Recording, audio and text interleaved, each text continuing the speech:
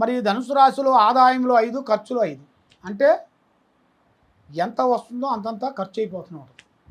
కానీ పెద్దవాళ్ళు తరపు నుంచి ఎంతో వరకు కష్టపడుకుంటూ కుటుంబ బాధ్యతలన్నీ ఏర్పాటు చేసుకుంటూ ఏదో ఒక విధంగా పోరాటం చేసుకుంటూ వస్తుంటారు.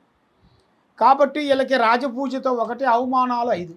అంటే గౌరవించేది ఒక్కళ్ళైతే మనల్ని చెడుగా భావించేది 5 మంది. కాబట్టి ధనప్రాప్తి యోగంలో కొన్ని ఇబ్బందులు, కొన్ని ఎదురయ్యే మార్గాలు ఉన్నాయి. మరి వ్యాపారంలో చూసుకుంటే వీళ్ళకి కొత్త మార్పులు, కొత్త పనులు చేయాల్సినవి. కాబట్టి వీళ్ళు ఆలోచించి ఒకటే ఒక విధంగా ఆలోచించి రాంబాణం మాదిరిగా వదులుతారు. ఆ పని కరెక్ట్గా సక్సెస్ అయిపోతుంది. అలాంటి టాలెంట్ కలిగిన వాళ్ళు. కాబట్టి ఒక స్త్రీ వలన వీళ్ళకి లేనిపోయిన సమస్యలు ఎదురయ్యే మార్గాలు కొన్ని ఉన్నాయి.